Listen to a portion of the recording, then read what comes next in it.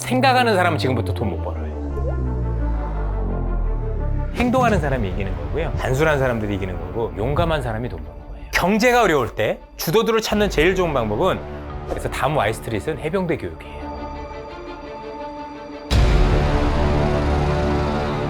오랜만에 모셨습니다. 스마트 튜브 김학렬 소장님, 안녕하세요. 네, 안녕하세요. 요즘에는 빠시옹이라는 그 필명 잘 안 쓰시나요? 쓰기도 하고, 네. 그러니까 이제 예전에부터 알고 계셨던 분들은 빠시옹님이라고 하고, 최근에 알고 계셨던 분들은 이제 소장님이라고 하고 그렇게 보통 부르죠. 요즘에 이제 다이어트를 하고 계셔가지고 여러분이 화면으로 보실 때 아마 놀라실 수도 있어요. 네, 예전에 나왔을 때보다 12kg 뺐어요. 의학적인 힘도. 예, 일단 근데 제가 예. 그 운동을 꽤 많이 하는 편인데 안 빠졌었거든요. 예. 하루에 이제 3끼씩 꼬박 먹고 또 저녁을 약속했으면 4끼를 먹는 거잖아요. 근데 이제 그 하루에 한 끼에서 한 끼 반이 먹거든요. 안 먹으니까 빠지더라고요. 운동보다 식이요법이 훨씬 더 크다라는 말씀 좀 드리고 싶네요. 예.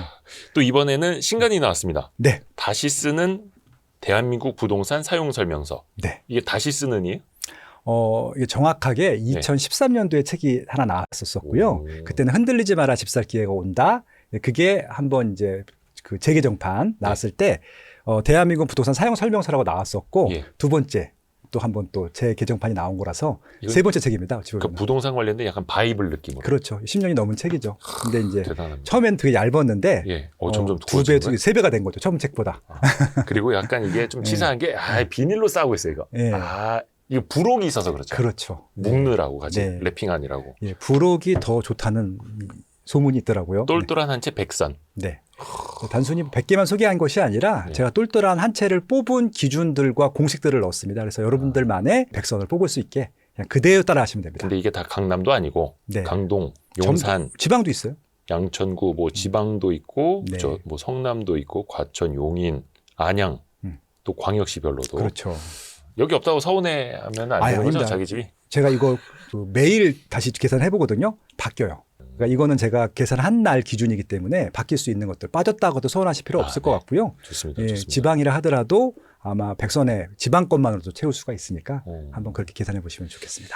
그러면은 이 사용 설명서를 같이 한번 좀 몇 개만 읽어볼까요? 네. 책이 또 두껍기 때문에 아주 일부만. 책 소개 중에 예측이 아니라 경로다. 네. 전망이 아니라 원칙이다. 예. 이거 어떤 의미예요? 대부분은 공약이 발표되거나 정책이 바뀌거나 이렇게 되면은 그거에 대한 대응들을 이제 준비하시는 것들이 일반적인 행태들이거든요. 네. 근데 부동산은 첫째도 입지, 둘째도 입지, 셋째도 입지예요. 그래서 뭔가 정책적으로 단기간 움직임들은 있을지 모르겠지만 궁극적으로 보게 되면은 입지라고 하는 것은 이제 수요가 많은 것들을 좋다라고 하거든요. 결국은 이제 수요가 많은 입지들이 궁극적으로는 더 많이 오른다. 그러니까 이제 주식으로 따져도 가치 투자를 하시는 분들 같은 경우는 단기적인 등락보다는 궁극적으로 좀 실적도 좋아지거나 순이익 높아지고 이런 것들을 따지잖아요.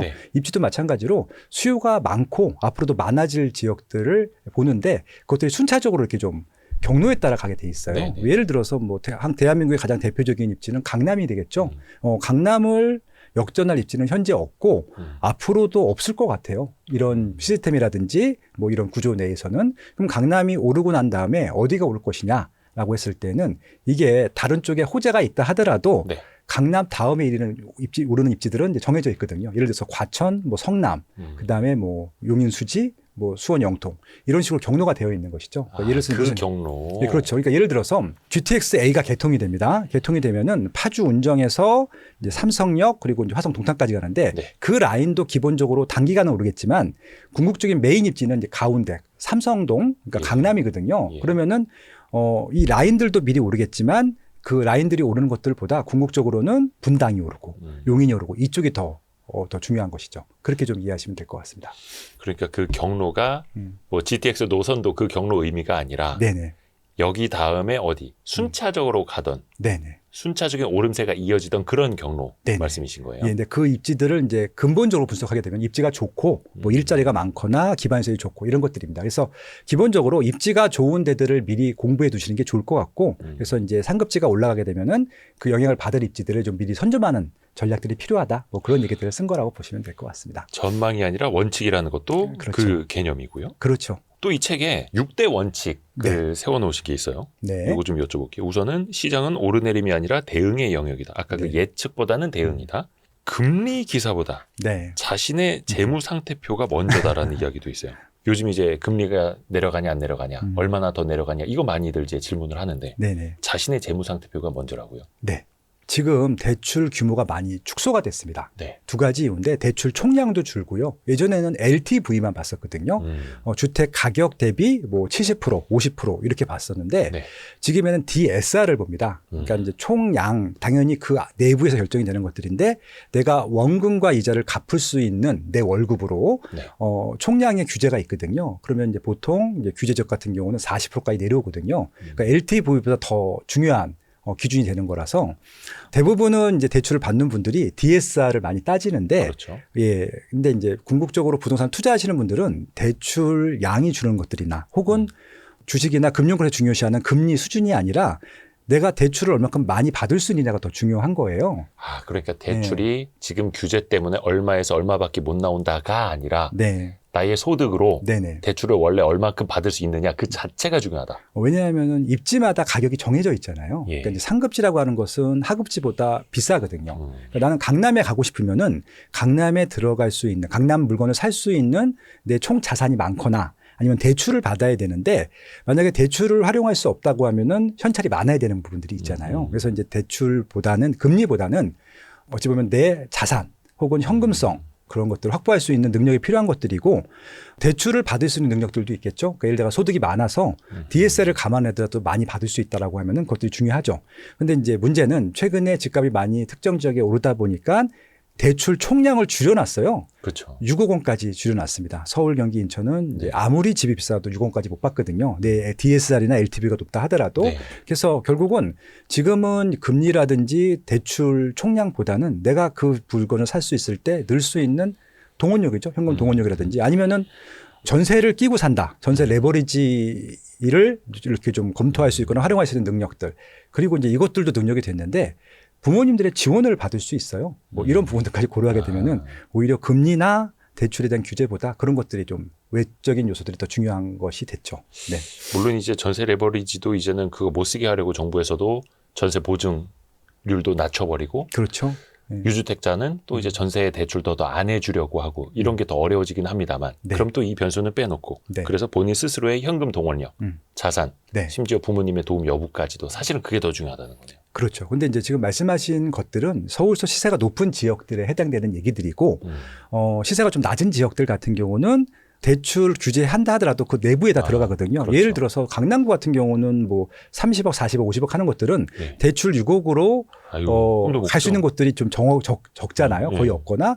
근데 대부분 지역들 서울의 중위 가격이 한 13억 정도 되거든요. 네. 그러면은 뭐 LTV를 한 50% 받는다 하도 6억이면 갈 수 있는 지역들이 있거든요. 그래서 이제 6억 대출 한도가 있다 하더라도 연봉이 약 한 1억 원 정도 되면 6억 원 이상 나오거든요. 이제 그렇게 살 수 있는 10억 원 이하 지역들은 뭐 대출 규제나 전세 규제를 한다 하더라도 들어갈 수 있고 또 하나 뭐냐면은 그런 지역들은 전세가가 높지 않거든요. 전세를 끼고 살 수 있고 뭐 다행인 건지 뭐 좀 불행인 건지 모르겠지만 지금 비싼 지역들만 그 실거주 전세를 끼고 사는 것들이 금지되어 있고요. 일반 지역들은 대출을 끼고 그러니까 전세를 끼고 사는 것들이 아직까지 허용이 돼 있기 때문에 최근에 수요가 몰려서 시세가 올라가는 지역들은 강남 3구나 용산구가 아니라 비규제 지역들이거든요. 그래서 지금 이제 12억 원 이하 지역에서는 아직도 전세를 끼고 사거나 대출을 받아 사는 그런 지역들이 좀 아직까지 있다라고 말씀도 드릴 수 있죠. 그래서 여기 그 똘똘한 한 채 백선, 요 부록에서 나오는 것처럼 네. 지역, 네. 뭐 수도권 일부 이런 식으로도 다 가능하다. 그렇죠. 라는 거고요. 네네. 좋습니다. 그 강남 이야기 조금 더 해보면은 최근에 그 강남 서초 송파, 강남 3구에서 네. 증여가 급증한다 하더라고요. 그렇죠. 이게 물론 예전에도 늘 있기는 했습니다만 최근에 더 많이 늘어요. 이게 어떤 의미예요? 예전에는 부모님들의 도움이 조금만 있으면 강남에 진출하기가 쉬웠고요. 그리고 전문직들도 월소득만 괜찮다고 하면은 맞벌이 부부들이 많이 증가했기 때문에 강남에 있는 이제 아파트들을 살 수가 있었는데 두 가지 문제가 생겼습니다. 하나는 시세가 최근 몇 년 동안에 제가 생각해도 너무 많이 오른 거예요. 최근 10년. 네. 그러니까 10년 전까지만 하더라도 강남에 84제곱미터짜리 이제 10억 초반대가 있지 않았습니까? 그러니까 제가 이런 뭐 강의나 이런 자리를 비해서 늘 추천했던 아파트가 압구정 현대아파트, 반포주공 1단지, 잠실주공 5단지 이런 단지가 있었거든요. 제가 압구정 현대아파트를 추천했을 때가 10억대였어요. 10억, 11억. 19억이 아니라 10억대에도 네. 뭐 이제 11억부터 19억까지 다 10억대인데. 제가 2012년도에 제 사촌 여동생이 그 집을 사는데 바닥 찍고 올라가는 타이밍이었었거든요. 그래서 11억 정도 거래됐는데 물건이 없다 보니까 제 사촌 동생이 13억 8천에 거래를 한 거예요. 84제곱미터. 예, 당시 신고가였습니다. 그러니까 저를 막 달달 볶아요. 너무 비싸게 산 거 아니냐. 그래서 그냥 그 동생한테 단기적인 등락은 있을지 모르겠지만 계속 올라갈 거고 너는 어차피 그거 재건축할 때까지 갖고 있을 거고 실거주 할 거 아니냐. 예, 그 아파트가 지금 72억이 됐습니다. 70. 그러니까 11억에 샀던 14억에 샀던 이게 중요한 게 아니라 단기적인 오르락 내리락이 있어도 올라가는 것들은 있거든요. 예, 그런 것들이죠. 그래서 그게 그러면 한 13년, 14년 전이에요? 2012년도. 그러니까 그럼 13년 12년도죠. 예, 그랬죠. 근데 아무튼 그때만 하더라도 대출을 한 6억, 7억 받으면 간 거예요. 그렇잖아요. 물론 당시에도 13년 전에도 11억은 비싼 집값이었으나 예, 소득이 있고 이제 이자를 감당할 수 있는. 그때는 또 LTV가 70%까지 나왔고 DSI라는 게 없었어요. 그러니까 이제 만약에 10억짜리면은 3억만 있으면 7억 대출 받아서 살 수 있었던 시기였던 거죠. 아, 옛날이요. 네. 시계를 다시 돌릴 수만 있다면. 예. 근데 지금은 대출을 일단 뭐 50%까지 해준다 하더라도 이게 70억이면 35억을 대출받아야 되잖아요. 그러면은 웬만한 사람들은 감당이 안 되고요. 되죠, 안 되죠. 예. 그래서 실질적으로 내 자산이나 대출을 활용해서 압구정 현대아파트라든지 반포주공 1단지를 살 수 있는 능력들은 저하가 됐어요. 이제는 안 되죠. 예, 그래서 이제 결국 선택할 수 있는 방법들이 이제 지금 저는 이제 리서처예요. 부동산 조사회사에 다니고 있기 때문에 설문조사를 많이 하는데 강남권에 있는 부모님들의 고민이 뭐냐면은 나는 어떻게까지 여기까지 왔는데 내 자녀들은 강남구의 자체적인 노력으로 월급을 모아서 혹은 투자를 해서 살 수 있는 자식들이 없는 거예요. 그렇죠. 예. 그래서 이제 그 부모들은 다행히 좀 저렴할 때 들어가서 한 채든 두 채든 갖고 있는 거죠. 그리고 현찰도 좀 있고 그리고 또 운이 좋아서 그 지금 부모님들의 부모님들이 물려주게 되면은 자기 현찰들은 또 생기는 거잖아요. 그래서 내가 갖고 있는 자산 중에 제일 큰 것들을 자녀들한테 증여를 하죠. 왜냐하면 이 자산은 자녀들이 아무리 노력해도 살 수가 없기 때문에. 그러니까 나는 어차피 또 기존 집이 하나 더 있거나 아니면은 자산이 있기 때문에 뭐 그냥 뭐 조금 적은 거 아니면은 좀 떨어진 지역들 할 수 있는데 그 자녀들한테 그런 좀 증여하고 싶은 목적들이 생긴 거죠. 근데 금액이 아무리 봐도 더 올라갈 것 같다고 느껴지는 겁니다. 지금도 비싸지만. 그러면은 더 비싸진 다음에 상속을 주거나 증여를 하는 것들보다는 지금 시기에 하는 게 증여세도 더 절약이 되고 그리고 나중에 증여를 받은 자녀들도 대응하기가 좀 편한 거예요. 이것들을 팔 수도 있고 예, 그리고 올라갔을 때 그냥 실거주할 수도 있고 선택의 폭이 많아지는 거죠. 그래서 이거는 비단 강남뿐만이 아니라 좀 상위권 입지들에서 부모들이 자녀들한테 할 수 있는 뭐 마지막 뭐라 그럴까요? 배려라고 할까요? 뭐 그런 것들이라고 보시면 될 것 같습니다. 예, 이들이 뭐 아주 큰 부자들은 아닌데 거기에 오랫동안 살다 보니까 이제 그런 어찌 보면 이제 방법들이 생긴 거죠. 그렇죠. 뭐 사실상 이제 강남에서 태어나신 분들도 그렇고 아니면 한 30년 전에 정말로 몇 억 안 되는 돈으로 분양받으신 분들. 네. 그게 지금 수십억 되어 있는 거고. 그러니까 지금 이제 반포주공 1단지 31평도 70억이거든요. 그게 분양가가 760만 원이었습니다. 예? 71년도에. 아, 71년도에? 네, 760만 원이고 당시 전세가 500만 원이었거든요. 그래서 갭을 끼고 사신 분들은 160만 원 갖고 산 거예요, 그거를. 물론 70년대 그 정도 금액이면 또 그때도 비싸다고 했을 거예요. 그래서 이제 반포주공 1단지가 760만 원이었고 압구정 현대아파트는 1,800에서 2,500 정도 했었죠. 좀 비싼 아파트였죠. 그 당시 돈으로. 야, 근데 그 당시에는 조금만 무리하면은 빚내서 살 수 있는 집이었으나 그렇죠. 지금은 연끌을 해도 안 되고 안 되죠. 대출도 그만큼 나올 수도 없고 받는다 하더라도 지금 월급으로는 감당할 수도 없고요. 그래서 결국 그냥 증여를 할 수밖에 없는 구조로 가고 있는 것이죠. 그러니까 지금 뭐 아까 뭐 70억짜리 집을 말씀해 주셨습니다만 뭐 그보다도 더 낮더라도 뭐 30억, 50억 하는 집도 이제는 사실은 그렇죠. 그들만의 리그가 사실은 되어버린 거고. 그렇죠. 그러니까 이건 강남에 사시는 분들은 강남 이외의 지역들 생각을 안 합니다. 그래서 이제 다른 지역 나가는 것들 자체를 좀 그렇게 생각을 하세요. 그래서 그 강남에 증여를 하는 것들이고 강남이 아니라 하더라도요. 최근에 저도 리서치 해본 결과들에 의하면은 노원구에 사시는 분들도 증여를 해요. 예, 그래서 뭐 중계동에 있는 아파트도 괜찮거든요. 예, 그것들도 지금 직장인들이 중계동에 있는 아파트들도 사기가 버거운 거예요. 15억 정도 하거든요. 힘들다고 생각하기 때문에 그런 것들도 증여를 하죠. 근데 이제 강남에서도 이제 증여가 많이 나오고 그래서 더더욱이 매물도 없습니다. 매물이 나오면 그 소수 얼마 안 되는 거래만으로 또 그게 이제 앵커링이 되는 거죠. 그렇죠. 그게 기준 가격이 돼버리고. 네네. 몇 안 되는 거래만으로 뭐 몇십억짜리가 딱 그 가격이 돼버리고. 그러니까 이제 이것도 실제 사례인데 제가 이제 친한 이제 중기업 소장님이 압구정 3구역 예. 안에 있는 그 친한 동생이 운영하는 중기업소에 있어서 가끔 놀러 가요. 거기에 제가 떡볶이를 워낙 좋아하다 보니까 거기 이제 재래시장 신사시장이 있어서 떡볶이를 먹으러 가끔 가는데 갔다가 들려서 이제 이런 얘기 저런 얘기 하고 오는데 그걸 살 빼시기 전에. 예. 실제 제가 본 거예요. 네. 자녀분이 와가지고 네. 신혼 이제 결혼을 앞두고 있는 것 같아요. 예. 앞두고 있는데 엄마한테 이제 아리팍 아크로 리버 파크라는 예, 아파트를 거기에 살고 싶다고 그거를 해달라고 자꾸 조르는 겁니다. 근데 이제 엄마가 안 된다는 거예요. 아, 어머니가 시간에 떡볶이 예. 장사하시는데요? 아니 거기 그 집 떡볶이 먹으러 자주 갔었다가 보통 이제 거기서 옆에 음료수 오시네? 마시면서 이제 네네네네. 중기업소에 있는데 제 앞에서 그런 걸 이제 엄마랑 아들이랑 막 싸우는 광경을 본 거예요. 그러니까 압구정 사시는 분이고요, 당연히. 아니, 무슨 뭐 떡볶이 사달라고 조르는 것도 아니고 아파트 사달라고 조르는. 신혼집으로. 근데 이제 좋네요. 엄마는 말리는 거예요. 그냥 압구정을 하라고. 아, 압구정이냐 반포냐? 네. 그러니까 이제 압구정 계신 분들은 반포를 좀 너무 하급지라고 하시는 거예요.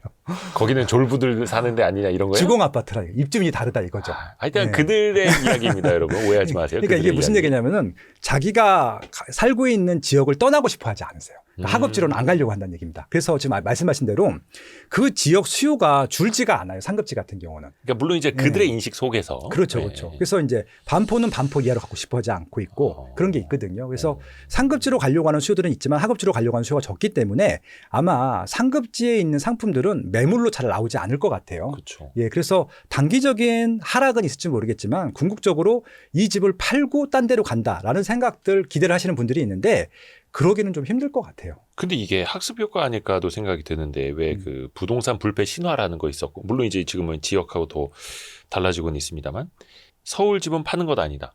강남 집을 한번 팔았다가 폐가 망신한다. 막 이런 게 이제 쌓이다 보니까 네. 아예 이거는 팔면 안 되는 자산이야. 네. 이런 게 학습된 거 아닐까요?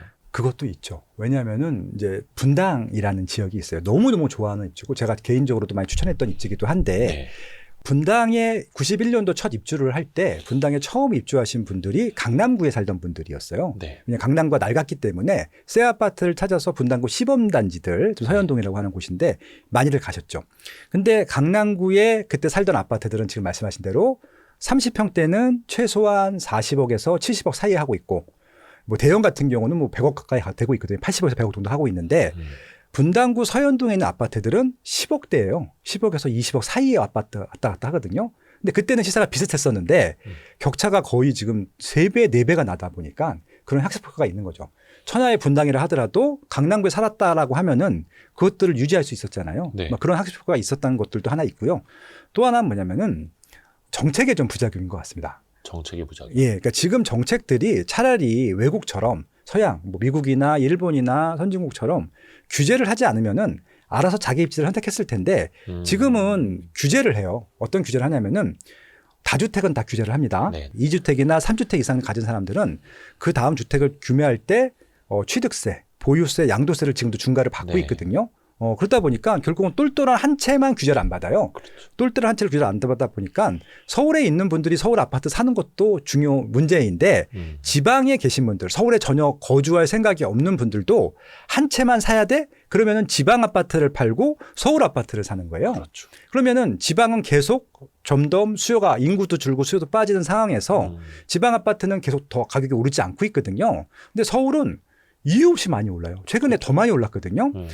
최근에 이제 규제가 더 강화될 겁니다. 지금 토지거래허가 구역으로 강남 3구랑 용산구만 묶여 있는데 네. 지금 분위기가 제일 핫한 곳이 마포구, 성동구, 동작구, 강동구거든요.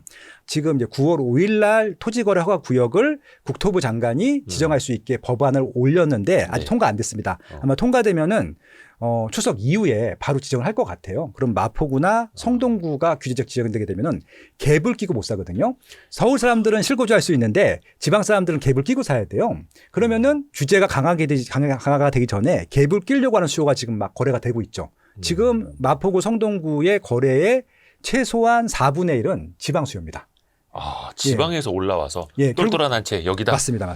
에세 파킹을 하는 거죠. 지방 거 참. 팔고. 그러면은 지금 이렇게 되는 상황들을 왜 만들었느냐. 결국은 서울의 시세가 올라간다는 걸 막기 위해서 규제를 강화하다 보니까 그렇게 되는 것들이거든요. 근데 서울이 더 오를 예, 수밖에 예. 없는. 그래서 이런 똘똘한 한 채에 대한 규제는 좀 버려야 될 것 같고 지방은 규제를 하면 안 될 것 같아요. 서울 규제 때문에 지방도 똑같은 규제를 받고 있거든요. 그래서 지금 주식시장에도 뭐 분리과세니 이런 것들이 있잖아요. 네. 부동산도 지방 사는 것들에 대해서는 불이익을 주면 안 될 것 같아요. 그렇죠. 예, 그래서 좀 다주택자. 그것들은 좀 그래야지 서울에 몰리고 있는 수요를 그나마 조금이라도 지방에서 좀 막을 수 있고 좀 분산시킬 수 있다. 그게 이제 제가 공공 세미나 가서 늘 주장하는 내용들입니다. 근데 네. 그 똘똘한 한 채의 역설이라고 하는 그 부작용. 네. 그래서 이제 지역 사람들까지 다 서울에다 집을 사려고 하는 이게 부작용이 나타난 지가 꽤 오래됐잖아요. 네. 뭐 정부도 당연히 알 거고. 그렇죠. 근데 왜 그 규제를 못 바꿀까요? 그러니까 저도 이제 공공 세미나에 자주 가 보니까 알겠는데 예. 두 가지 문제가 있는데 일단 실무자들은 다 알아요. 아마 최근에도 이제 정책 나올 때 실무자들은 아마 합리적인 제안을 했을 텐데 의사결정을 하는 장님들이 정치적인 이슈들이 좀 있는 것 같아요. 그래서 아마 조금 그때그때 달라지는 것 같아요. 그래서 좀 정책을 만드시는 분들의 의견이 핵심 포인트가 지금은 이제 공공 주도로 많은 주택들을 공급하는 데 팩포싱이 돼 있다 보니까 네. 이런 규제 뭐 세금 규제, 대출 규제 이게 중요한 게 아니라 단기간 어떻게 하면 빨리 공급을 할 수 있는 문제들 이런 거에 지금 집중이 되어 있거든요. 예. 그래서 그 예전에 있었던 문제들을 근본적으로 해결하지 않고 그냥 새로운 정책들을 피는 겁니다. 왜냐하면 옛날 정책들 부작용은 내 잘못도 아니고 내가 한 것도 아니기 때문에 책임지고 싶어 하는 것 같지 않고요. 내 임기 내에 이것들을 좀 성과를 보고 싶은 것들이 있는 것 같아요. 그래서 이번 정부는 일단 대통령 선거 공약집에서 나오지만 공급 위주로 가겠다고 했거든요. 그래서 9월 7일 대책에 나온 것들도 135만 채를 어떻게 공급할 건가에 대해서만 나와 있기 때문에 이게 계속 반복인데 과거에 문재인 정부에서도 초반에 규제하다가 안 되니까 막판에 공급을 바뀌었거든요. 그럼 결국은 똑같은 이런 문제들이 발생했던 것 같고 그러니까 예전에 근본적인 문제가 있었던 것들을 좀 해결이 되면서 새로운 정책들이 나오면 좋겠는데 새로운 정책으로 예전에 문제가 있었던 것들을 더 풀려다 보니까 계속 공고 터지고 반복되는 것 같아요. 그 사이에 서울 집값은 계속 오르고. 그렇죠. 말도 안 되게 알면서도 못 바꾸고. 그러니까 이제 지금 부산이 제2의 도시인데 네. 부산에서 제일 비싼 지역이 해운대구하고 수영구입니다. 네네네. 해운대구와 수영구는요. 문재인 정부까지만 하더라도 어느 정도 위상이었었냐면은 서울의 마포구나 성동구, 동작구 그 정도 위상이었었어요. 예. 꽤 비쌌죠. 근데 지금 해운대구는 그때랑 지금이랑 시세가 하나도 안 올랐어요. 부록에도 똘똘한 한 채 백선에 네, 해운대구 부산 있죠. 해운대구랑 수영구 나오는데요. 있죠. 예, 그래서 근데 지금 3배 차가 나요. 그때 가격이 같았는데. 아, 이 갭이 더 벌어진다고 예, 서울이랑. 예. 그래서 두 가지인 거죠. 그러면은 마포구, 성동구, 동작구, 강동구가 너무 비싸거나 해운대구, 수영구가 너무 싸거나 둘 중에 하나인 거죠. 그러면 이제 베팅을 해볼 만한 시점이 된 거라고 생각하는데 그러면은 해운대구나 수영구가 오를 거예요.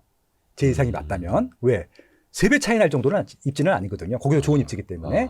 아니면은 마포구나 성동구나 동작구나 강동구가 빠져야 되겠죠. 근데 지금 서울 같은 경우는 공급도 적고 정책의 부작용으로 계속 이러한 시장의 패턴이 유지될 가능성이 높거든요. 그러면 아마 해운대구나 수영구에 있는 아파트가 오를 가능성이 높은 거죠. 예, 그렇게 좀 저는 예측을 하고 있습니다. 그래서 여기 똘똘한 한 채에도 들어갔던 이유가 그런 이유도 있죠. 그렇죠. 근데 정책은 변하지 않고, 근데 사람들의 행동은 어찌 됐든 간에 그 정책에 적응을 하면서. 그렇죠. 아까 어떻게 보면 이제 전망이 아니라 대응이다라고 맞습니다. 말씀해 주신 것처럼 그게 또 이 현상이 이어지고 있는 거고. 그러니까 사람들이 되게 똑똑해요. 그래서 네. 이제 정책들을 이제 분석도 할 줄 알고 이것들을 통해서 정책을 통해서 결국은 가장 확실한 것이 뭐냐. 지금은 똘똘한 한 채거든요. 다주택을 할 수가 없어요. 그럼 딱 한 주택만 선택해야 되는데 무엇을 선택할 것인가. 서울의 똘똘한 한 채. 그게 정답이라고 생각하는 것들이죠. 지방에 계신 분들도. 예. 오늘 여쭤볼 게 되게 많네. 다시 쓰는 대한민국 부동산 사용 설명서 이 책을 바탕으로 네. 빠숑님과 함께 네. 예, 김학렬 소장님과 함께 이야기를 하고 있고요. 세 번째 네. 원칙 중에 이게 나옵니다. 네. 가격은 싸다는 이유로 사는 게 아니라 경로를 읽어야 한다. 네. 대장이 상한선을, 네. 생활이 하한선을 정한다. 네네. 어떤 의미입니까? 칼럼은 한 그거에 관련돼서 한 10몇 개가 있을 거예요. 예. 제가 이제 카테고리 6개 나눠놓고 이제 그 중에 하나의 이제 칼럼인데 많은 사람들이 싸고 좋은 것들을 찾습니다. 일단은 결론부터 말씀드리면 싸고 좋은 것은 없습니다. 그거 중고차 딜러분들이 자주 하시는 말씀인데 예, 싸고 좋은 차 없다고. 예. 그러니까 비싸고 좋은 것은 있죠. 예. 그리고, 비싼데 인기가 없었는데 이제 좋아지는 것들이 있고 그런 것들이 있습니다. 그래서 일단 좋은 것들은 기본적으로 시사가 있다는 말씀을 드리고 싶었었고요. 네. 그런데 이제 이게 입지에 따라서 좀 달라요. 그러니까 지금 서울이 아닌 지역들의 상한선은 서울이거든요. 그러니까 서울이 아닌 지역들은 아무리 비싸도 서울의 좋은 것들을 역전할 수는 없어요. 예, 그런 부분들이 있죠. 그래서 이게 궁극적으로 비싸냐 싸냐 기준을 모를 때에는요. 서울 같은 지역 아래에 있는 지역들은 서울보다 비싸냐 싸냐를 보시면 될 것 같아요. 그러니까 예를 들면 하나 예를 들어볼게요. 2021년도에 어떤 일이 있었냐면은 GTX-C가 있어요. 예. 이게 발표가 되는데 신규 역을 발표합니다. 그래서 안양과 의왕에 역이 생깁니다. 인덕원역이라는 역이 생기는데 그러면은 이제 여기 없었던 지역에 신규 역이 생겼는데 그게 강남까지 바로 갈 수 있는 10분 만에 갈 수 있는 되게 좋은 역인 거예요. 네. 그러다 보니까 인덕원역에서 제일 가까운 쪽에 새 아파트가 엘센트로라고 하는 아파트가 있었어요. 예, 푸르지오. 굉장히 좋은 아파트입니다. 지금도 의왕시에서 제일 비싼 아파트인데 네. 그게 10억, 11억 원이었었는데 뜬금없이 16억이 넘어갔어요. 5억 이상 올라간 거죠. 거래가 별로 없었어요? 그렇죠. 몇 건 없죠. 보통 신고가 생길 때는 몇 건 거래 안 하고 쭉쭉 올라갑니다. 예. 그럼 엘센트로라는 아파트가 과연 16억, 17억 가치가 있느냐? 뭐 지금 저는 가치가 있다고 판단을 하는데 네. 그럼 이제 비교를 해봐야 되는 거잖아요. 네. 아까 말씀드린 대로 의왕보다 상급지는 안양이고요. 안양보다 상급지는 과천이고 과천보다 상급지는 서울이거든요. 예. 그러면 제 생각에는 그 당시에 제가 그 칼럼도 썼던 것들인데 16억 8천만 원을 주고 엘센트로를 살 바에는 서울 한강변에 있는 구축을 사자고 썼었어요. 칼럼을 그때. 왜냐면 그때 15억, 16억밖에 안 했었거든요. 그러면 너무 비싼 거잖아요. 그러면 두 가지죠. 서울의 한강변에 있는 구축이 더 올라가거나 엘센트로가 빠지거나. 근데 그 이유 시장을 보게 되면은 서울 거 더 올라가고 이건 빠졌죠. 그래서 이제 이게 싹 벌어진 거죠. 이게 정상이거든요. 물론 이제 지금은 서울에 있는 게 더 많이 올라가서 너무 벌어졌기 때문에 따라 올라가긴 할 것 같은데 그 당시에는 그랬다는 얘기입니다. 그래서 이것이 비싸다 싸다의 문제들은 일단은 이렇게 비교하는 것들이 되게 중요하다는 말씀입니다. 또 하나는 뭐냐면은 서울의 아파트들의 최상급지들이 있어요. 아까 말씀드린 대로 반포동에 있는 아파트라든지 압구정에 있는 아파트 같은 경우는 이거는 가치 평가를 하게 되면은 늘 고평가예요. 예, 이게 주식으로 따지게 되면은 늘 비싼. 예, 실적이 나오거나 그런 게 없어요. 그러니까 이게 좀 뭐 PBR이니 PR 이거 따질 수가 없는 겁니다. 왜냐면은 그 최상급지에 있는 아파트들은 그냥 돈이 많은 사람들이 지불하면 되는 겁니다. 물건이 없잖아요. 근데 나는 수천억이 있어요. 근데 제일 좋은 아파트 살아야 되는데 딱 매물이 하나야. 근데 그 전에 50억에 거래됐는데 매물 딱 하나 나온 게 100억이었어. 그럼 100억 주고 사는 거예요. 그럼 그게 시세가 되는 것들이거든요. 이들이 파느냐? 안 팔죠. 왜? 상급지가 없어요. 이거 팔고 딴 데 갈 데가 있어야 돼요.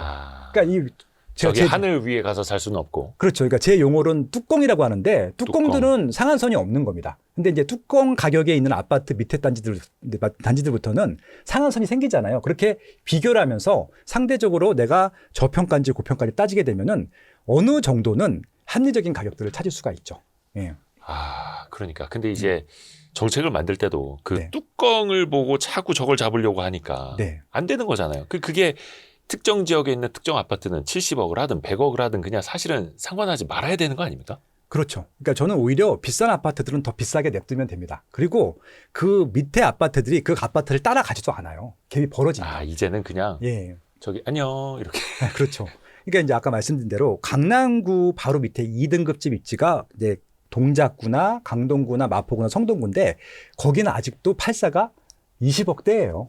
30억대까지 가는 아파트도 있는데 근데 지금 강남은 50억, 60억대거든요. 예전에 붙어 있었는데 이미 1등급과 2등급도 벌어져 있거든요. 근데 그것도 똘똘한 한 채 때문이에요? 그렇죠. 예. 근데 이제 요것들이 따라간다라고 할 때는 시간이 많이 걸리거든요. 그래서 이것들이 바로 따라갈까 봐 겁이 나서 여기 규제를 하는 것들인데 전 냅둬도 된다고 생각합니다.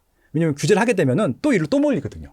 예, 그런 부분들이 있기 때문에 그렇고요. 어차피 저거 50억짜리인데 내가 못 사니? 못 삽니다. 20억짜리로 가자 이렇게. 예. 그래서 이제 그냥 자기 경제력에 맞춰서 알아서 가게 되어 있거든요. 그래서 너무 큰 규제보다는 그러니까 우리나라 분들이 성격이 너무 급하고 그러다 보니까 그냥 못 참아하는 것 같아요. 그래서 대출 받거나 부모님 도움을 받거나 갈 수 있을 때 빨리 가자라고 하면서 그 순간적으로 올라갑니다. 근데 주식이라고 하는 거랑 다른 게 부동산은 한 번 사면은 11년 정도를 평균적으로 소유하거든요. 그럼 그 가격대에서 더 싸게 팔 수가 없는 겁니다. 그래서 이게 잘못 샀으면 바로 팔 수가 있어야 되는데 실거주 집이기 때문에 그냥 10년 동안은 비싸게 샀더라도 내가 산 가격보다 빠진다 하더라도 팔 수가 없기 때문에 시세가 내려오기가 어려운 구조예요. 그러다 보니까 부동산은 조금 이게 좀 보수적으로 가는 거죠. 가격대가. 그렇게 좀 이해하시면 될 것 같습니다. 그냥 사용 가치가 있고 여기서 그냥 눌러 앉아서 살면 되고 그게 또 다른 사람들도 와서 살고자 하는 지역이고 아파트면 물렸다 하더라도. 그러니까 아까 제가 사촌동생 말씀드렸잖아요. 2012년도에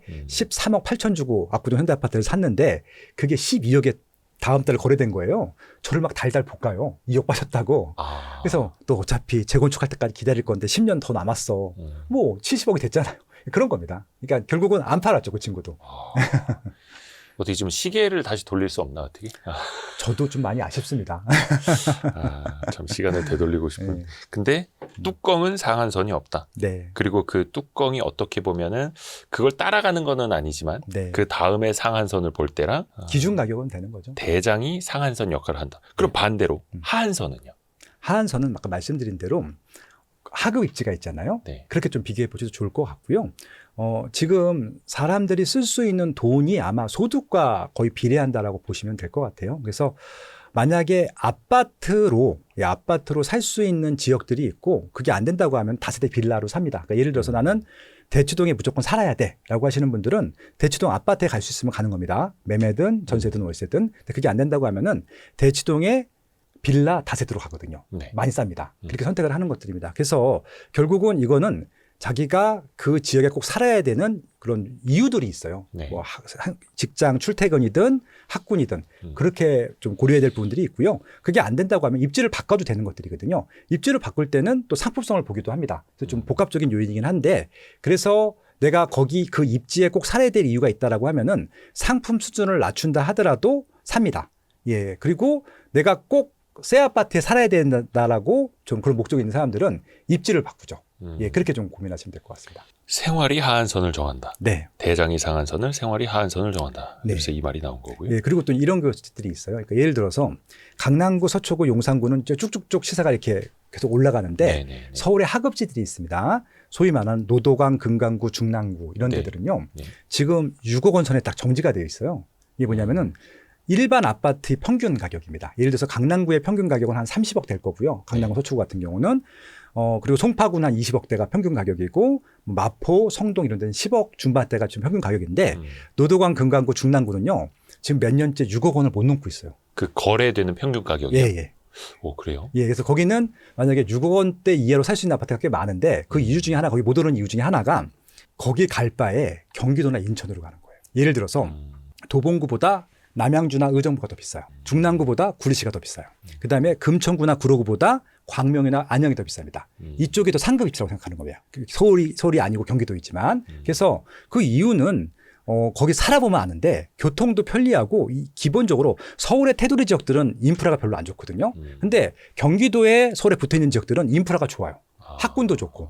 그러니까 깨끗한 환경의 새 아파트이기도 하니까 당연히 서울의 변두리보다는 경기도의 좀 상급 입지에 인프라가 좋은 곳에 살죠. 그쪽이 더 비쌉니다. 그래서 결국은 생활력이 하한선을 결정한다는 이유 중에 하나가 그런 이유도 포함이 되어 있습니다. 이야, 그러네요. 네. 그리고 또 그 원칙 3, 대장이 상한선을, 생활이 하한선을 정한다. 거기 이어지는 게 찔러도 터지지 않으면 가격 거품이 아니라고 네. 말씀하시더라고요. 네. 그러니까 이제 이게 지금 77개 칼럼이 되어 있는데 예. 그 칼럼은 제가 2013년도에 썼던 칼럼이에요. 2013년도 첫 책 나올 때. 그래서 이제 빠진 칼럼들이 있고 새로 들어간 칼럼들이 있는데 그거는 그때 얘기한 거지만 지금 그대로 적용해도 통하기 다르지 때문에 않네요. 예. 그러니까 아까 말씀드린 그거예요. 거품이라고 생각을 하죠, 보통. 비싸면은. 근데 대부분 사람들이 거품이라고 생각하는 것들의 대부분의 이유가 뭐냐면은 단순히 절대 가격이 높기 때문이라고 생각을 해요. 그러니까 내가 살 수 없으면 거품이라고 생각을 하는 것들이고 그쵸. 단기간에 올라가면 그리고 이제 보통 이제 소득과도 많이 비교를 하는데 PIR이라고 내 소득을 몇 년 동안 모아야지 이걸 살 수 있느냐 뭐 그런 지수들이 있어요. 그렇죠. 예, 지금 계속 PIR이 높아지고 있거든요. 서울에 있는 중위가격 아파트를 살려고 하면은 예전에는 한 뭐 5년 걸렸던 게 뭐 10년 걸리기도 하고 뭐 15년 걸리기도 하고 뭐 강남구 같은 경우는 평생 못 사기도 하고 그렇게 되는데 그러니까 소득 증가보다 자산 증가가 더 빠르니까. 그렇죠. 그러면 그것들 거품이고 이제 우리가 살 수 없는 금액대라고 하는데 결론부터 말씀드리면은 오히려 시세가 낮은 지역들은 잘 빠져요. 근데 시세가 높은 지역들은 올라갔다 빠진다 하더라도 회복 탄력성이라고 하잖아요. 전고점이라고 하고 신고가라고도 하는데 전고점 회복하는데 신고가 갱신하는데 훨씬 더 빠르게 많이 움직입니다.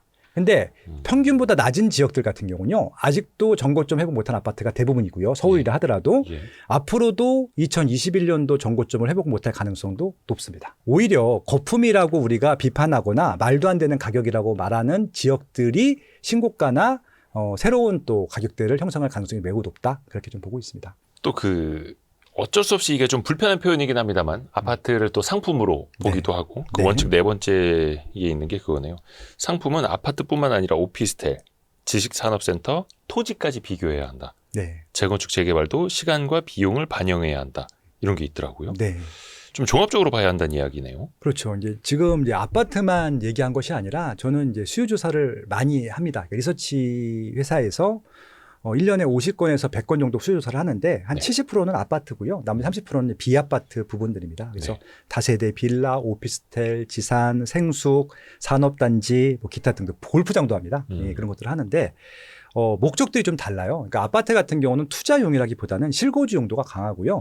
비아파트들은 실거주 용도보다는 수익률이죠. 네. 그러니까 월세 수익률이 높은 것들을 따집니다. 근데 이제 이게 시세가 다 올라가는 시장에서는 다 투자해서 내가 산 금액보다 시세가 올라가는 목적으로 다 접근하거든요. 네. 그러면 대부분 다 필패를 합니다. 지식산업센터가 대표적이죠. 예, 지산도 마찬가지고 네. 오피스도 마찬가지인데 2020년도, 2021년도에 대부분 다 그랬거든요. 그때는 아파트 투자를 못하게 하다 보니까 비아파트 투자를 했었어요. 근데 그쪽으로 투자 수가 몰리다 보니까 필요 이상으로 시세가 많이 오른 겁니다. 근데 제가 아까 말씀드린 대로 비아파트 쪽은 수익률이 나와야 되거든요. 월세가 나와야 돼요. 투자 수익률이 나오지 않으면 사면 안 되거든요. 근데 그들이 왜 샀냐면은 내가 산 가격보다 시세가 올라가는 거예요. 네. 그러니까 월세 수익률은 원래 한 5%, 10% 사이였는데 이게 월세는 올라가지 않은 상태, 고정된 상태에서 매매가가 올라가게 되면은 수익률이 낮아지잖아요. 그렇죠. 예, 그러다 보니까 수익률이 낮아짐에도 이걸 검토하지 않고 내가 10억에 샀는데 11억, 12억 되는 것만 보고 사는 거죠. 그래서 결국은 2021년도에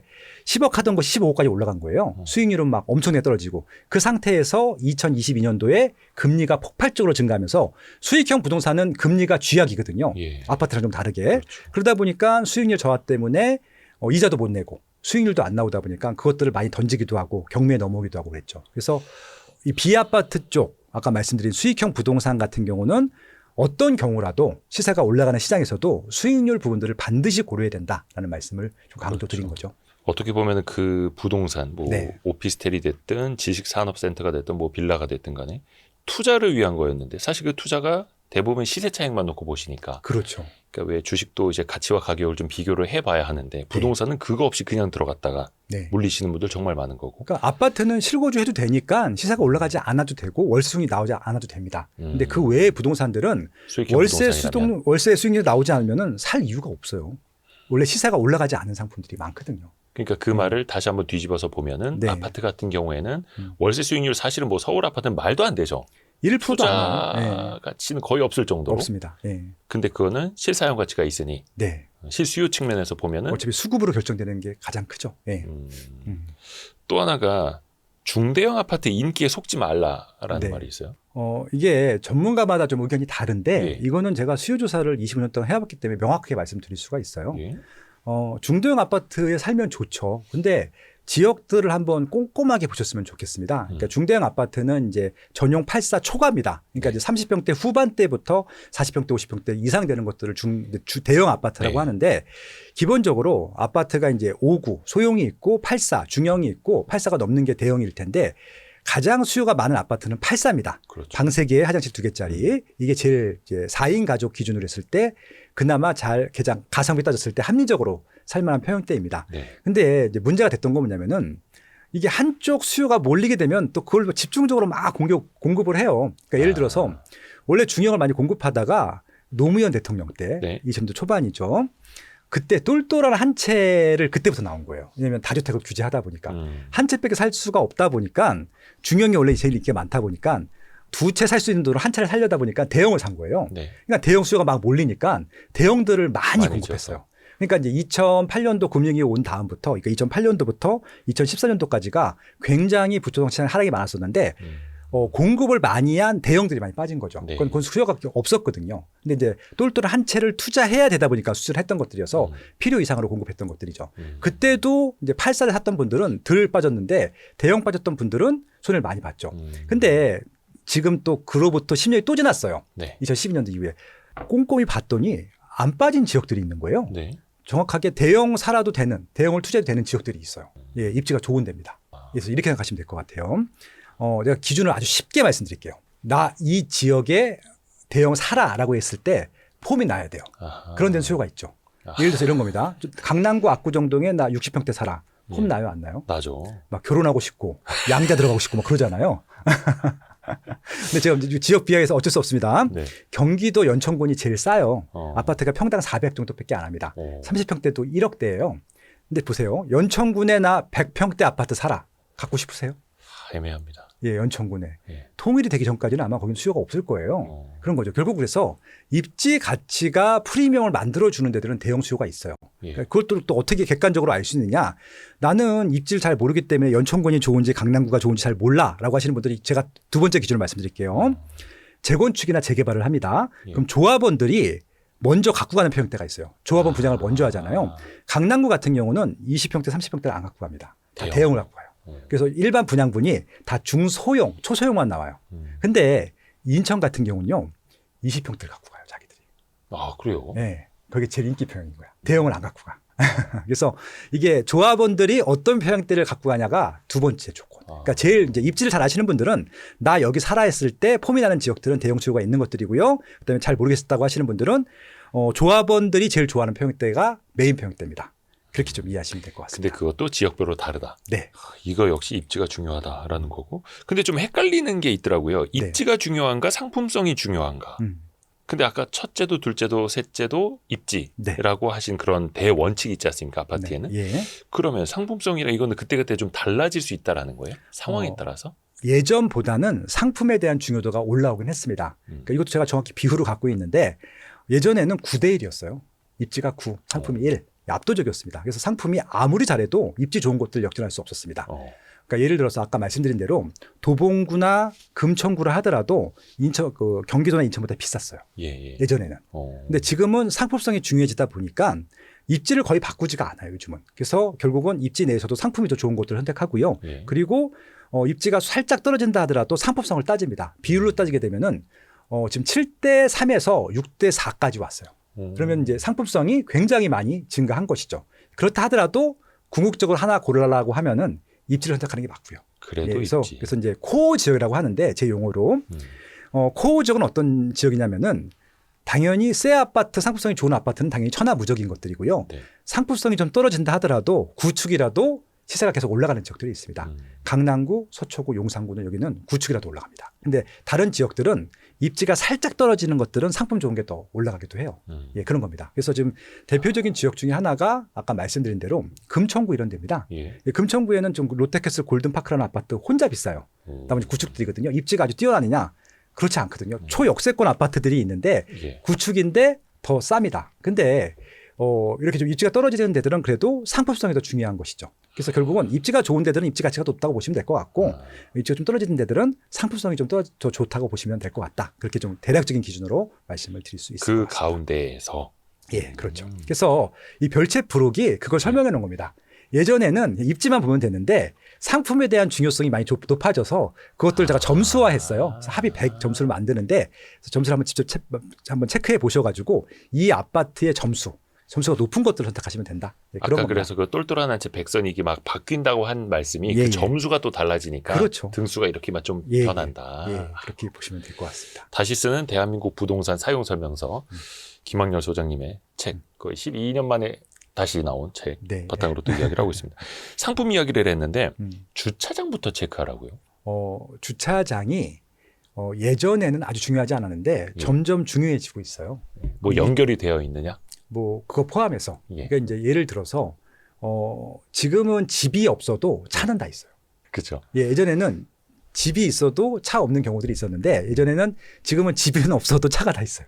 예전에는 차가 없어도 집이 있는 경우들이 많았잖아요. 그렇기 때문에 주차장을 따져야 되는데 우리나라 분들이 좀 특징 중에 하나가 RV를 그렇게 좋아하세요. 중형차를 좋아하고. SUV 같은 거? 네. 그러니까 이게 폭도 넓어야 되고 천장도 높아야 돼요. 그쵸. 근데 예전 기준으로 보게 되면은 일단 말씀하신 대로 아파트가 1세대 아파트가 있고 2세대 아파트가 있고 3세대 아파트가 있습니다. 지금 새 아파트는 3세대 아파트입니다. 1세대 아파트는 뭐 반포 주공, 뭐 잠실 주공 이런 것처럼 지하 주차장이 아예 없어요.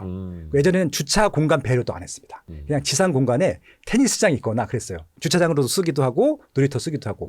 예, 그게 1세대 아파트입니다. 근데 2세대 아파트부터는 주차장 개수가 증가해서 마이카 시대라고 해서 90년대 아파트거든요. 분당이나 일산인데 한 집당 한 채 예. 전후예요.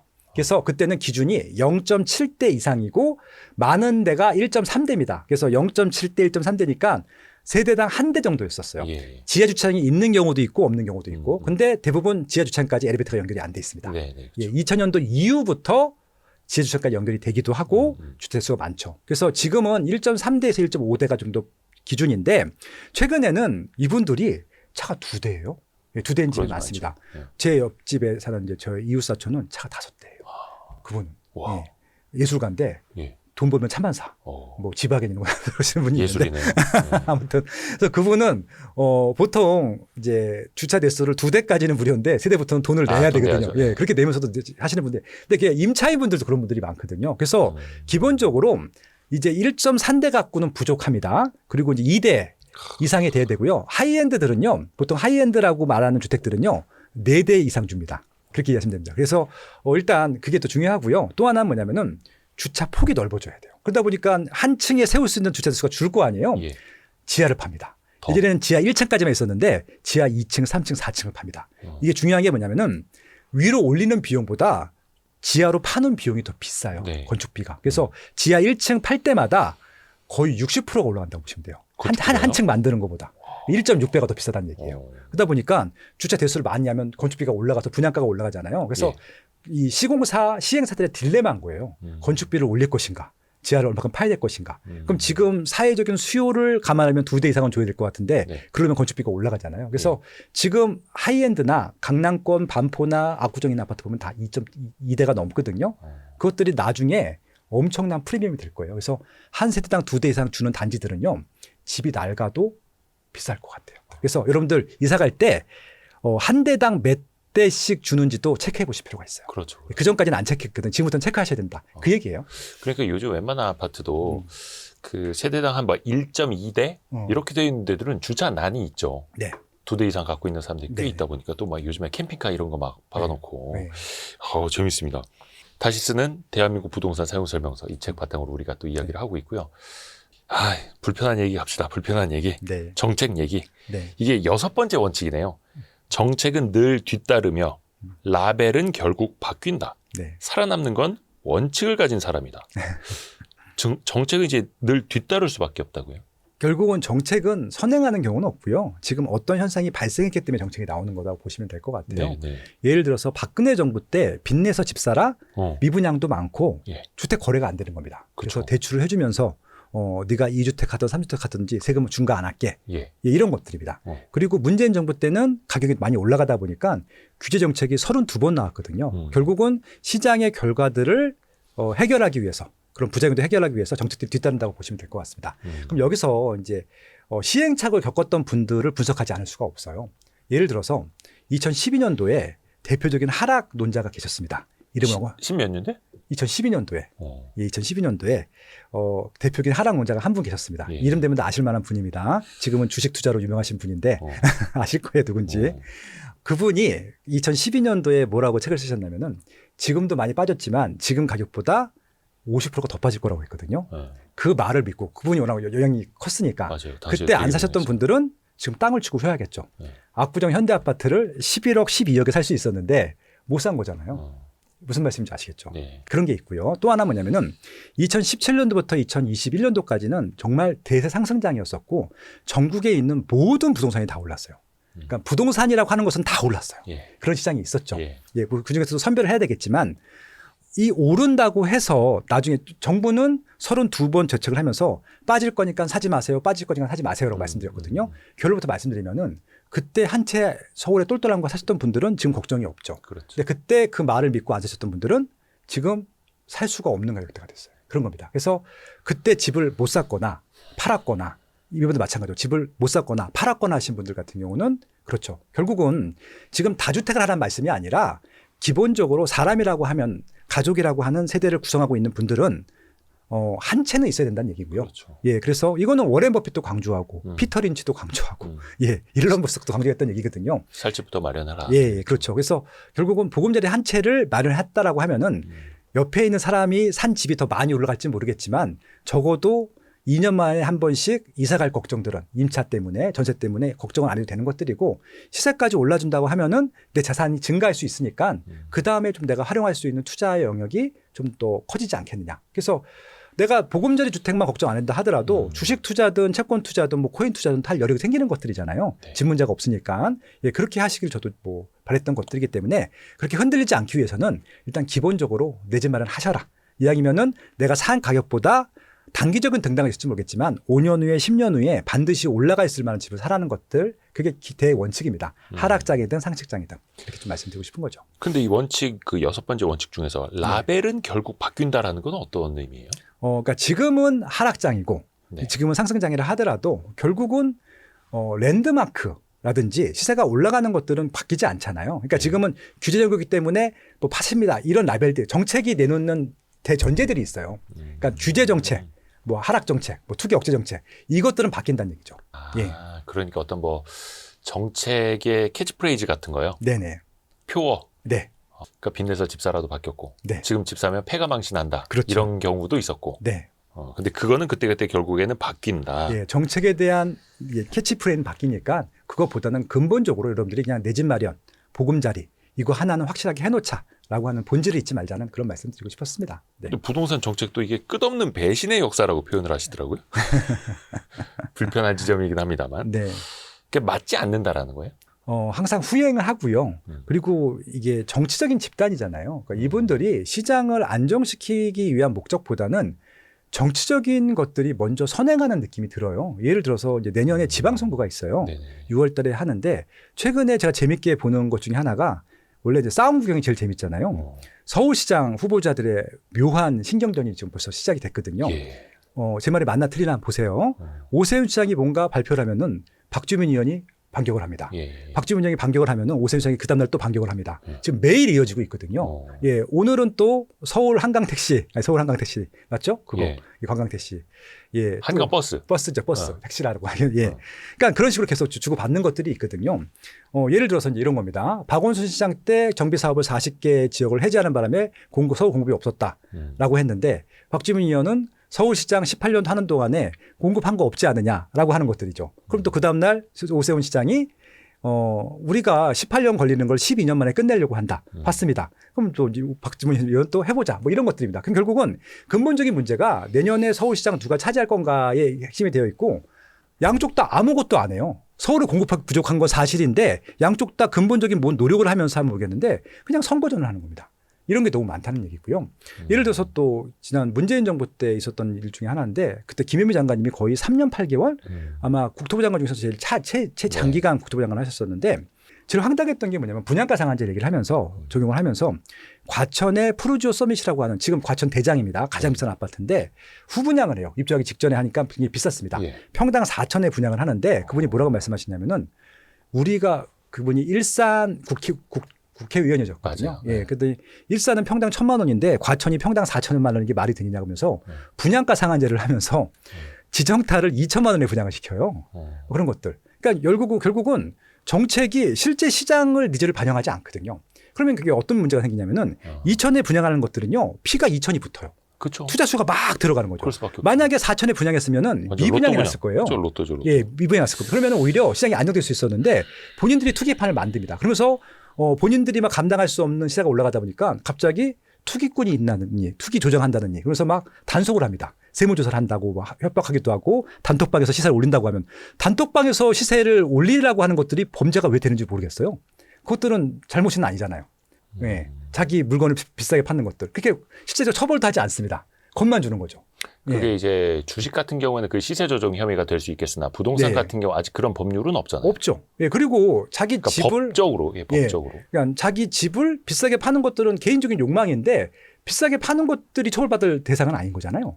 예, 도적 상품도 아닌 것들이고 그 아파트를 안 사면 되는 것들인데 주식 같은 경우야 작전주가 있으니까 그럴 수 있다고 하는데 부동산은 작전주라고 할 수 있는 게 없거든요. 어차피 굉장히 큰 금액이 되는 것들이고 작전을 짜고 싶어도 짤 수가 없는 이 구이기 때문에 그런 것들. 그래서 계속 겁박을 하거나 뭐 이런 것들이 있단 말이죠. 결국 그래서 흔들리지 말라고 하는 이유 중에 하나가 그런 것들은 결국은 시장이 막 급격하게 올라가는 것들 때문에 문제가 생기는 겁니다. 저도 시장이 과열되는 것들을 바람직하게 생각하지는 않아요. 근데 이것들의 근본적인 원인은 공급 문제이고 수요의 문제이지, 그리고 이 공급과 수요가 미스매칭 되게 정책들이 도와주지 않았던 것들이 있죠. 이라고 하는 것들이거든요. 그러니까 예를 들어서 지금 서울의 정비 사업이 400개가 취소가 됐는데 지난 12년 동안 예, 그것들이 지금 결과물로 나오는 것들이잖아요. 그럼 지금 하루라도 빨리 공급을 해야 되는 대책이 나오는데, 그러면 공급을 할 때에는 뒤 안 보고 빨리 속도를 낼 수 있는 정책들이 나와야 되는데, 지금 97 대책이 나왔는데 조건을 하나씩 붙입니다. 예를 들어서 빨리 가려면은 공공기여를 더 많이 해라. 이런 것들이거든요. 그러니까 빨리 이게 가라가 아니라 빨리 예. 가려면 뭐 해라. 예, 공공주택. 그러니까 이분들은 공공이라는 말도 붙여야 되는 거예요. 소셜 믹스도 해야 되는 것들이요. 예, 그렇죠. 그러니까 다른 방법으로 해도 되는데 굳이 그 단지 내에서 해결하려고 하는 겁니다. 그러면 진도를 못 나가거든요. 일단 공급이 먼저면은 공급을 먼저 할 수 있는 정책들이 나와야 되는데 계속 표를 받아야 되다 보니까 서울 같은 경우는 자가 비율보다 무주택자 비율이 훨씬 더 높거든요. 6대 3이에요. 예. 지방은 7대 3으로 자가가 많기 때문에 이런 정책들이 안 나오는데, 서울은 무주택자를 위하는 척하는 정책들이 나와야지 표를 받거든요. 무주택자 많으니까. 그렇죠. 계속 괴롭히는 거죠. 결국은. 근데 집값이 재건축하면 올라서 무주택자들이 예. 더 고통받고. 그러니까 이제 10억짜리가 70억 되는 것들은 저거는 저 사람들이 잘해서가 아니라 일단 세금으로 회수를 해야 된다고 하는 것들이, 그러면 또 못 하는 겁니다. 진도를 못 나갑니다. 근데 표는 되고. 예, 그래서 막 그 분양가 상한제니 초과이익 환수제니 이런 것들을 괴롭히게 되면은 결국 진도는 못 나가고 재건축이 진도가 안 나가는데, 일단 표를 주는 임차 입장에서 보면은 자기 건 아니지만 시원해 보이죠. 그렇죠. 그런 효과가 있는 거예요. 그래서 이게 정치하고 묘하게 섞여 있다 보니까 이게 막 복잡해요. 그래서 부동산 정책은 저도 이제 공공세미나가 이제 초대도 안 가는데 답이 없어. 답이 없기 때문에. 그러니까 예. 그 사람들도 알지만 그런 정책을 선택을 못 예. 하는 거죠. 그렇죠. 예.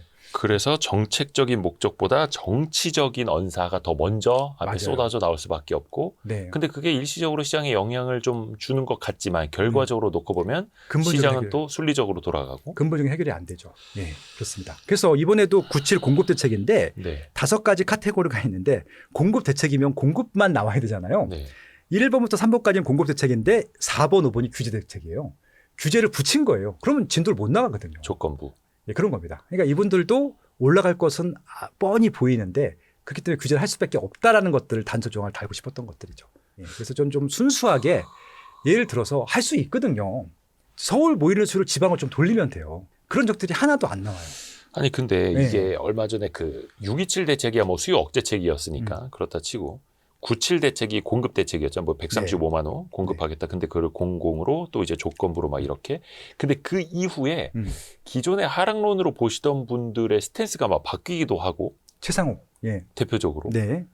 얼마 전에 한문도 교수님 만났는데 그 말씀도 하시더라고요. 97 대책 이후에 오히려 네. 집을 보고 좀 천천히 사려던 사람들이 오히려 더 그렇죠. 이젠 사야겠다라고 마음을 마음이 고쳐 조급했다. 먹더라. 이게 현실입니까? 네, 뭐 그것들이 조금 조급해졌을 수도 있죠. 왜냐하면은 매물이 일단 없고 이게 그러니까 저 보통 공급 대책 저거 안 되겠다 이렇게 보는 거예요. 그렇죠. 그러니까 이제 뭘 보면 아냐면은 627 대책 나올 때는 거래량이 줄었어요. 일단 예. 효과가 있었던 거예요. 예. 조금은. 확 물론 잡았으니까. 뭐 2, 3주 만에 반등은 하긴 했지만 효과는 조금 있었거든요. 근데 97 대책 때는 효과가 하나도 없었다고 보는 것 수밖에 없는 이 중에 하나가, 일단 두 가지인데 하나는 시세도 올랐고요.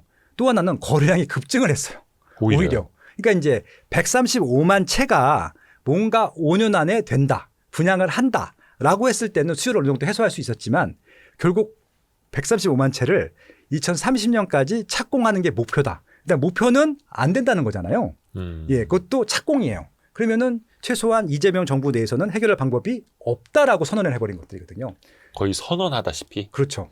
그러다 보니까 마음이 더 조급해졌죠. 아니 입지가 근데 그 좋은 데다가. 정책을 만든 사람 입장에서 보면 네, 이게 착공 기준으로 하면 이제 숫자는 되게 커 보일 수 있겠지만 네.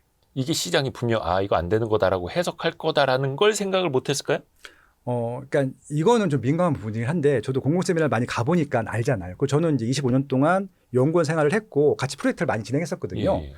뭐 LH든 국토교통부든 실무자들의 생각이 좀 다를 것 같아요. 근데 위에 정치적으로 접근하시는 분들은 또 생각이 다르거든요. 그러니까 중간에 타협을 보는데 아마 조금 이제 그들 민주당에서 추진한 정책들이 있을 거잖아요. 네네. 민주연구회라든지 그들만의 또 리그가 있으니까 정치적으로 유리한 쪽으로 선택을 했겠죠. 그러다 보니까 실무적으로 이렇게 하면은 안정이 안 될 것 같은데라고 하는 정책들이 나올 수밖에 없었던 그런 이유도 있었을 것 같기도 해요. 예, 답답한 노릇입니다. 네. 근데 이게 오히려 지금 이제 서울 집값만 놓고 보면은 97 대책 이후에 거래량도 늘었고 호가도 더 높아지고 아 서울에는 공급 없구나 학습 효과가 또 한 번 생기고 그렇죠. 그러다 보니까 집을 마련하지 않고 기다리시던 분들이 이제 하는 사이에 또 집값은 더 올라가고 네. 그럼 결과적으로 무주택자들한테 더 피해가 가고 이 악순환이 사실은 몇 년 전에도 했던 얘기인데 근데요, 이게 해결이 될 수가 없어요. 수요는 많은데 서울에 대한 수요는 점점 더 증가하거든요. 공급은 적잖아요. 그럼 결국은 이건 자연스럽게 어떻게 되냐면요. 서울에는 돈 있는 사람들만 남는 것들이고 돈이 좀 부족한 사람들은 이제 경기 인천으로 갑니다. 그래서 결국에 인천까지도 올라갈 텐데 뭐 불행 중 다행이라고 할 것은 경기 인천은 그렇게 비싸지는 않아요. 자, 찾아가는 거죠. 근데 이제 이게 불만들이 왜 쌓이냐면은 서울에 있다가 경기 인천으로 밀려나신 분들이 있어요. 선택을 못 하셔서. 이분들은 그대로 불만 세력으로 남죠. 그럼 이제 이게 누가 올린 것이냐라고 했을 때는 당연히 서울에 있는 사람들이 믿겠죠. 재건축 재개발하는 사람들이 믿겠죠. 그렇게 보이는 거죠. 결국은 그렇게 결국은 정치적으로 싸울 수밖에 없는 구조로 가고 있는 것도 개인적으로 안타까워하는 일 중에 하나입니다. 사람들은 계속해서 뭔가 탓할 거리를 찾게 되고 탓할 사람을 또 찾게 되니까 희생양을 또 만들잖아요. 그렇게 좀 보시면 될 것 같습니다. 그 경기 인천 잠깐 얘기해 주셨는데 지금 그 부동산 시장 온도 차이가 서울하고 경기, 서울하고 인천만 해도 엄청 차이 나지 않습니까? 거기는 완전히 지금 냉랭도 아니고 냉각이거든요. 혹시 그쪽으로도 이제 온기가 돌 수 있을까요? 물론 이제 경기 인천도 다 지역별로 다르긴 하겠습니다. 그렇죠. 근데 경기도 이미 온기가 많이 돈 지역들도 많고요. 근데 이제 서울보다는 많지는 않죠. 경기도의 최상급지가 과천, 성남이에요. 과천, 성남은 지금 서울보다 월등히 많이 오르고 있습니다. 절대 가격으로도 많이 올랐고요. 앞으로도 한동안 계속 올라갈 것 같고요. 특히 이제 분당이 조금 이제 심할 정도로 많이 올랐는데 보통 이제 주간 기준으로 0.1포인트 정도 올라가면 많이 올랐다고 해요. 근데 분당이 지난주에 1.16이 올랐어요. KB 기준으로. 1.16이요? 예. 한 주에. 이건 폭등이거든요. 말도 안 되는 폭등입니다. 이 얘기는 뭐냐면은 물건이 없다는 얘기예요. 그럼 이제 분당이 왜 올랐느냐? 아까 말씀드린 대로 대출 규제 6억 원으로 갈 수 있는 최상급지가 지금 분당인 겁니다. 아까 10억대라고 말씀드렸잖아요. 이미 과천은 또 그 단계를 넘었어요. 20억대 넘어갔기 때문에 6억 갖고 못 들어가거든요. 그래서 사실상 과천이랑 분당은 그냥 서울로 보는 게 맞지 않습니까? 그러니까 제 용어로 과천시는 강남구 과천동, 서초구 과천동이라고 보는 게 맞고요. 분당도 위상이 어느 정도라고 생각하시면 되냐면은 강동구 정도라고 생각하시면 될 것 같아요. 그거잖아요.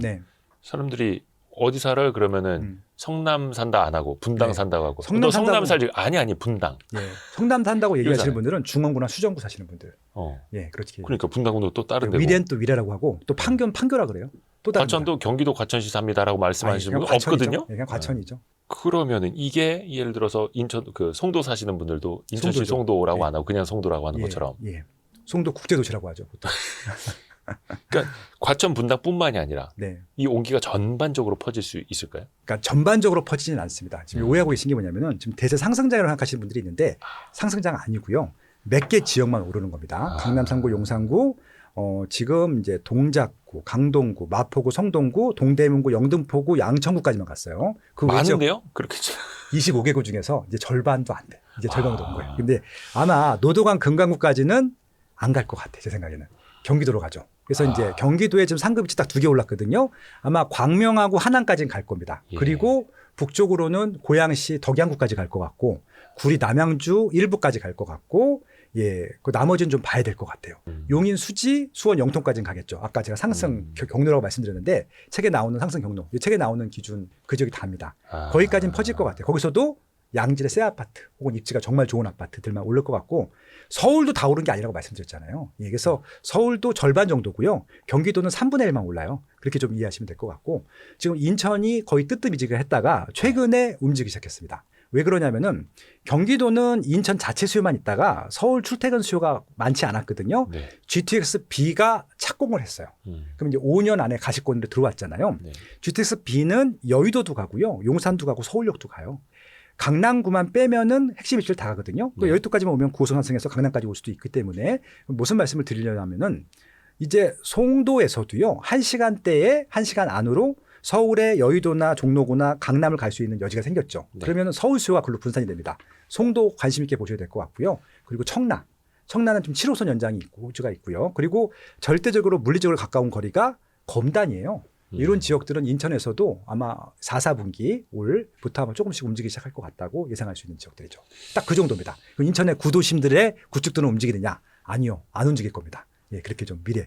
왜냐면은 지금 우리 집만 안 올라가서 안 파시는 분들이 있는데 안 올라가는 지역들은 앞으로도 안 올라갑니다. 그냥 파시는 게 맞을 것 같아요. 그러니까 맨 처음에 그 첫 번째 원칙에서 언급해드렸던 예측이 아니라 경로다. 네네. 그 말씀이 딱 이거네요. 그렇죠.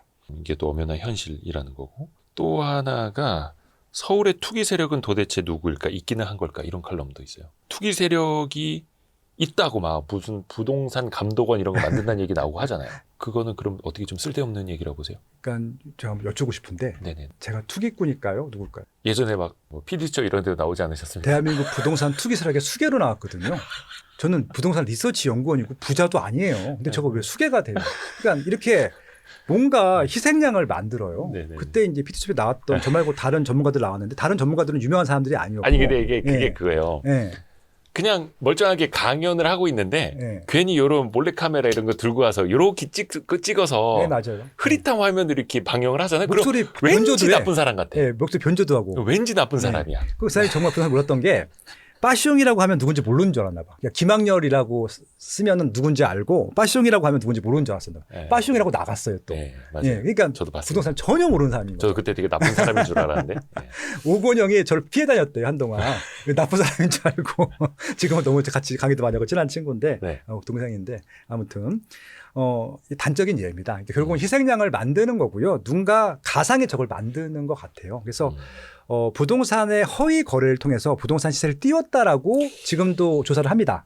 발표도 하고요. 근데 이게 이번에 처음이 아니라 문재인 정부 때 한 3-4번 했습니다.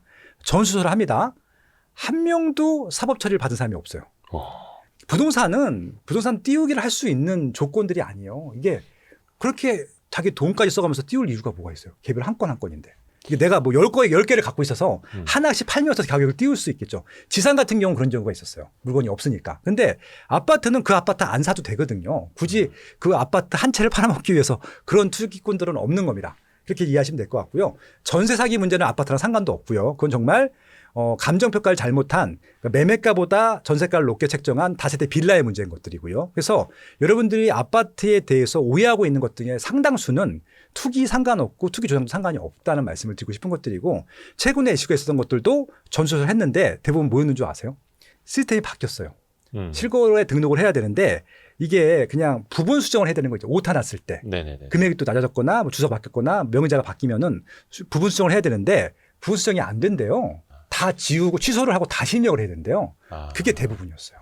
특히 또 전자거래 할 때도. 근데 지금 다 신고가잖아요. 신고가가 생기는 시장에서 그것들을 다시 입력을 하다 보니까 취소하고 신고가를 다시 입력하는 것들이라서 마치 조정관처럼 보이는데 한 건도 안 나왔거든요.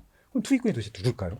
그러니까 최근에 부동산 거래 취소 건수가 엄청나게 급증했다라고 네네. 하는데 물론 이제 6.27 대책 때문에 대출이 갑자기 안 나오게 돼서 뭐 취소하는 건수도 있겠으나 그 그렇죠. 전에도 많았고 예. 근데 그게 전자거래를 하게 되면서 취소한 거랑 그렇죠. 그게 수정을 해야 돼서 취소하고 다시 입력한 거랑 그게 대부분이에요.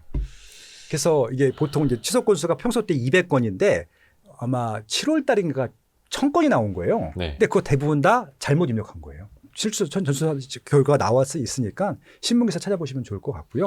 그러면 투기꾼이 있느냐 없느냐 뭐 굳이 찾는다고 하면 이런 경우는 있죠. 아까 말씀드린 대로 나는 서울에 실거주할 생각이 없어. 근데 투자야. 지방분들이. 똘똘한 한 채를 하나밖에 살 수 없기 때문에 지방에서는 나 전세나 월세에 살고 있고 서울의 아파트를 사둘 거야.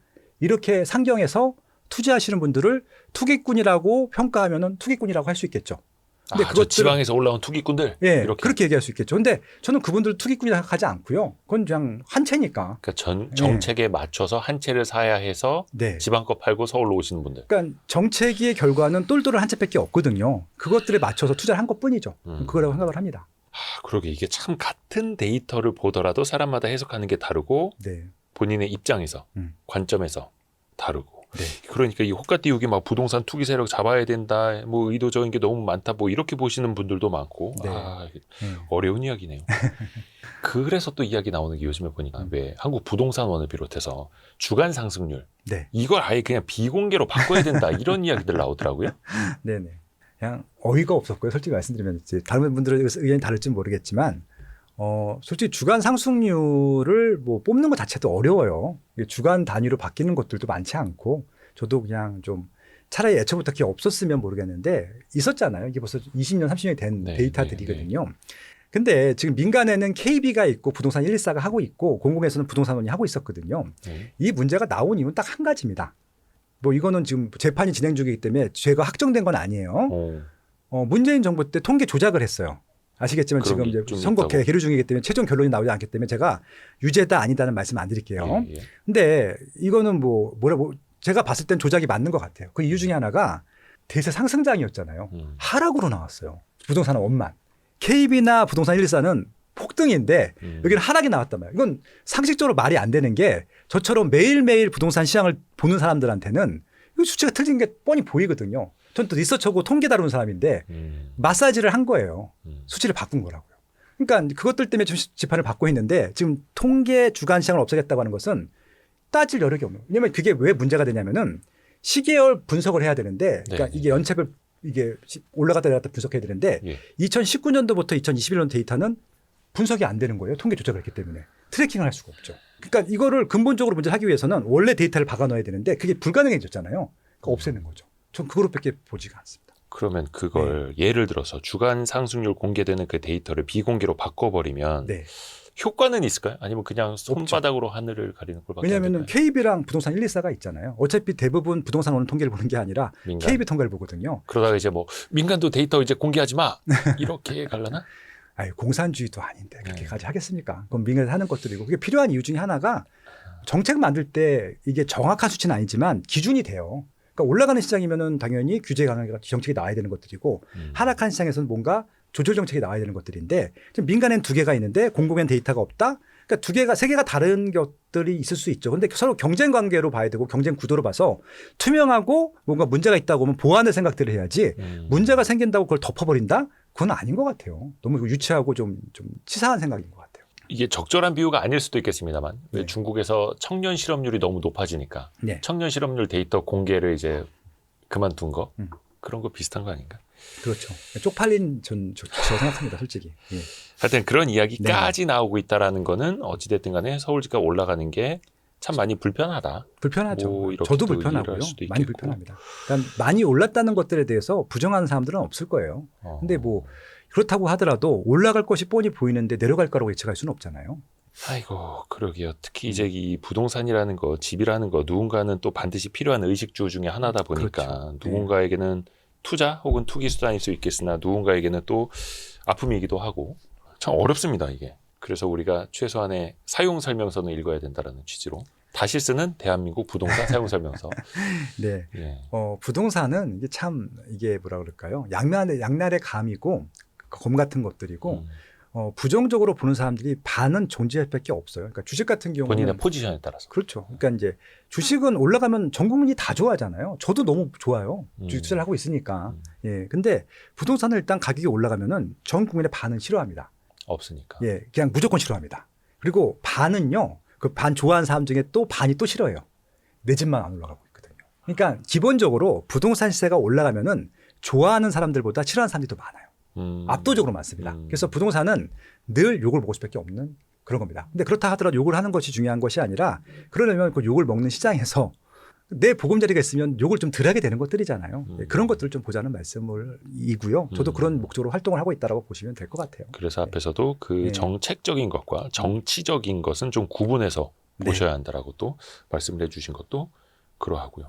정책을 잘 보면 또 활용할 것들도 있습니다. 이제 저희 정비사업 같은 경우도 도와주는 경우들이 있거든요. 그래서 그런 것들을 좀 선제적으로 선착한다고 하면은 정부가 도와주는 것들은 기꺼이 가면 되는 것들이니까 그런 것들을 해도 되는 것이죠.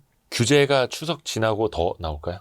네, 그냥 100% 나온다고 보시면 될 것 같고 왜냐하면 이미 계속 알람을 주고 있습니다. 지속적이고 연속적인 정책을 필 거라고. 그거는 완화 정책은 아니잖아요. 규제 정책이 나올 거란 얘기고 이재명 대통령님께서도 규제 안 한다고 했는데 이제는 할 수밖에 없다는 말씀을 하셨고 밑에 있는 정책실장님이나 국토부 장관님이나 뭐 다 똑같이 말씀하고 계시거든요. 그래서 일단 규제 지역 확대부터 나올 것 같아요. 그러니까 그 규제 지역 확대도 지금 이제 강남 상구에다가 용산인데 뭐 이제 마용성 포함해서 뭐 마포 성동이 하면 1차로 붙을 겁니다. 근데 그 규제 일변도로 가는 게 대출 규제 6억도 이거 언제까지 이렇게 잡아놓을 수는 사실은 없는 건데 네. 굉장히 그럼부터 길게 갈 수밖에 없는 거잖아요. 뭐 지난 정부에서는 끝날 때까지 잡아놨었거든요. 윤석열 대통령이 풀었으니까 그때 15억 거래가 있었어요. 9억 원 이상은 또 안 되고 그런 것들이 있었는데 정권이 바뀌기 전까지는 계속 갖고 갈 것 같아요. 거기에 따른 풍선 효과도 혹시 그럼 있죠. 생겨날 네, 염려가 그러니까 있을까요? 올라가지 않을 지역들이 올라가죠. 그러니까 이제 문재인 정부 때 제일 황당한 걸 본 게 뭐냐면은 동두천이 올랐어요. 동두천조차도 규제 지역으로 지정합니다. 동두천 규제 지역이니까 그래요? 어디까지 올랐는 줄 아세요? 포천이 올라갔어요. 포천은 부동산 시세하고는 전혀 상관도 없는 지역인데 동두천 옆이 포천이잖아요. 그러니까 그렇게 다 올려놨어요, 전국으로. 그러니까 그건 정말 나쁜 결과죠.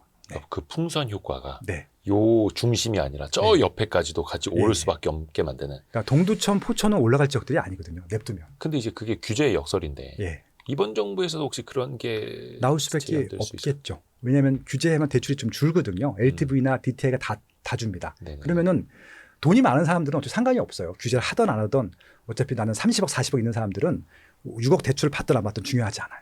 근데 내가 정말 영끌을 해서 모든 대출을 받아서 이사가 돼야 될 사람들은요. 대출이 줄면은 지역을 바꿔야 돼요.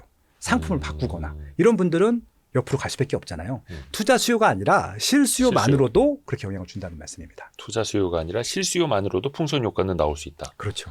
배워야 됩니다. 그래서 또 알아야 되고. 와, 오늘도 많이 배웠습니다. 스마트 튜브 김학렬 소장님 통해서 많이 배웠습니다. 아유, 고맙습니다, 오늘. 네. 초대해 주셔서 감사합니다. 감사합니다. 아유, 고맙습니다. 고생하셨습니다. 고생하셨습니다. 고생하셨습니다. 고생하셨습니다.